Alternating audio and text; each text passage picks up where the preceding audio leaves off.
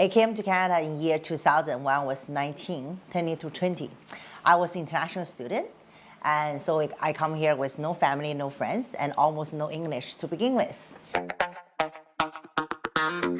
So we were once at a dinner party, and the hosts, they had their younger son was learning bartending, so he was doing kind of mixed drinks for everybody, and he mixed a drink together, a special cocktail, and he gave it to Jasmine and another lady at the party, and he went out of the room, and then he came back, and he heard Jasmine talking very animatedly with everybody at the table, and she just, her usual self, a lot of energy, and he came over to me. He said, "Oh, I'm sorry. I think I maybe put too much in that drink." And I said, No, she's not drunk. That's just Jasmine. She's like that. It was interesting where at the end of the meeting, we said goodbye to one another. And I walked away kind of rattled because I wasn't sure if her actions or the way that she would communicate was normal in the Asian lifestyle.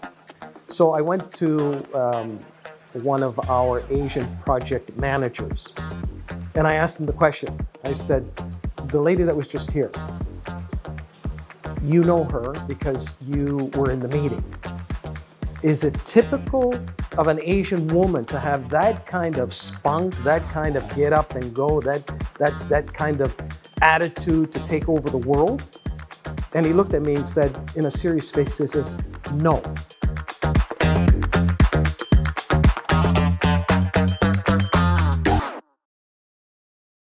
Fast forward, I have graduated from York University.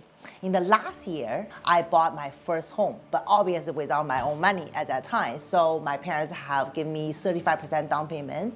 What I have bought is a detached home, have 4 bedroom and 2 garage. So I'm living in the master bedroom, then 3 other rooms that I rented out. And in the ground level that I have converted the dining room, living room, and family room to 3 other bedroom. And then I hired a Chinese contract. I don't know if I can tell you how much. It was $18,000. I renovated the basement to a 3-bedroom apartment. So there's a 4 bedroom, 3 bedroom, 3 bedroom, 10 bedroom in total. That was an illegal rooming house. At that time, I don't really know better, but was a cash cow. So after that, I thought, okay, you know what? I think I can make some of my own money well in Canada. And at that time, I happened to date my now husband, back then my boyfriend. His name is Jason. For people who don't know, I usually tell people my husband is a white guy, and we have 2 boys, and one blondie hair, one black hair, don't even look like each other. But I tell people from the same parents. Jason is architect. He worked for architecture firms for helping to design school, hospital, like big building like that.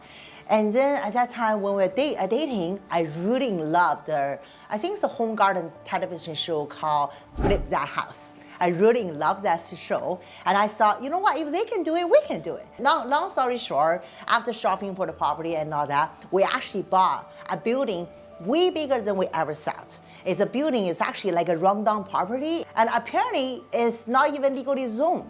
So we have the Windsor Committee of Jasmine get a legalized double duplex zoning, and then we were lucky to find a local Greek builder to help us to build it.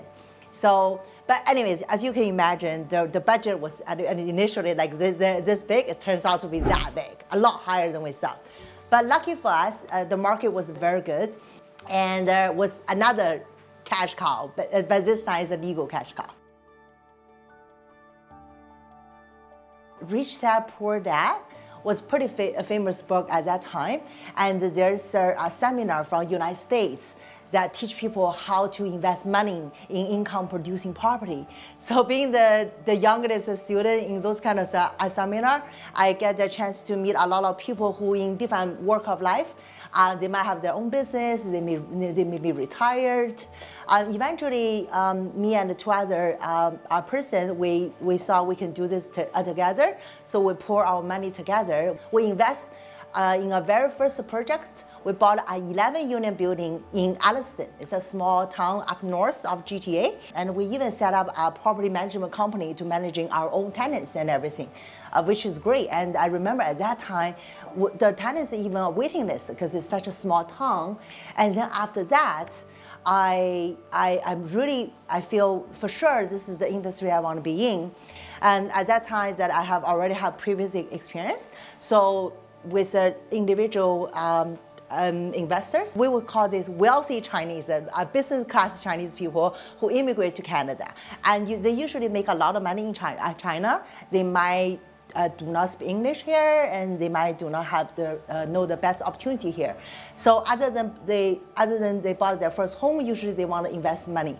So we cooperation at different companies. So for example, company A, me and two other Chinese guy, and I find their income producing property here. It's much bigger building. At that time, we have 30-unit building. The other one is 18-unit building, and another one 28-unit building. So we put our money together. Each property is a different investor, a different project. It's all buying existing apartment building. Usually have ground level of commercial and second, third level of our residential apartment building. By the way, we didn't manage it for ourselves because I don't think we can be qualified to manage our building pretty well. So we usually partner with a local property management company to manage it for us. Majority of our building, because of the cap rate, we didn't buy in Toronto. It's quite expensive. So we went out. Most of the buildings that we have purchased is in Brantford, Ontario. It's a small town around, I think at that time it's not even 100,000 population. And then a majority of the buildings that we have purchased is actually from a local biggest private landlord. His name is Gabriel. Gabriel is exactly my father's age. He was born in 1949. So at that time, the reason why he have sell majority of his holding is because he wanted to use the money to buy in United States. After 2008 subprime, by the time of 2010, 2011 and 12, the property in Florida is a lot better price, very good price. So I remember the trip that me and my husband and Gabriel and his wife and a few other people that we went together in Florida. On that trip, he bought 37 house and 2 apartment building, 160 unit, 190 unit. And I'm lucky to invest in, be part of a small shareholder with him for the 60 unit. So imagine at that time when you buying it, the American dollar, Canadian dollar is apart.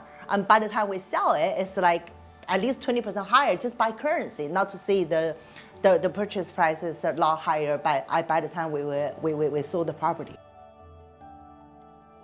Danny always say, you don't know what you don't know.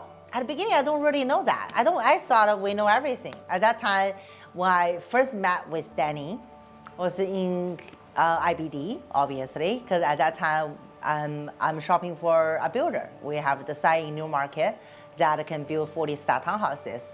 At the very beginning, because of, at that time for our project, we have already engaged third-party architect, planner, and engineer, or all different kind of engineer as well, software structure and whatnot.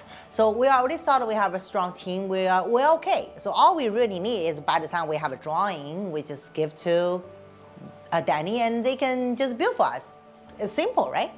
But it's not really that simple. So because of doing land developments as a developer, because we are the developer hat, right? We just like open a restaurant.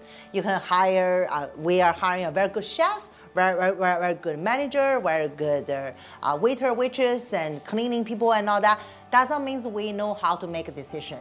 That not means we know how to make money, right? Because spending money is easy, but how are you going to make it? So that's a lot of decision that we need to have experience to make those decisions. So then we realize we don't know what we don't know. She has an intention to do the very best for everybody that she encounters. It's not just about her. It's about putting opportunities together that allow the best of that person to come out. And then she takes it to the next level by offering opportunities, suggestions, connections, networking, ways to allow the public to interact with each other. And there's very few people that I've seen that have that gift to be able to do that, where she does it very naturally. She doesn't do it as though she's rehearsing it. She just speaks from the heart. She puts it out the way that it is, and what you're getting is the real McCoy. And that's what really attracted IBD to her personality, her wit, her knowledge, her experience, and her willingness to say, look, I'm not the best at what I'm doing, but I want to become the best. I wouldn't be here without all the people being helping me in my life every step of the way. That's the reason why I want to do Jasmine Network event, because there's so many talents here and so many people have been helping me. I want to help them back. That's the reason why if I have a little skill set to put everybody together, enjoy your food and everything, then also can mingle to get to know each other, to learn what you don't know in your life, just do it. So enjoy your dinner and enjoy your drink and enjoy the music, and don't ever forget to have fun and enjoy Jasmine Networking event.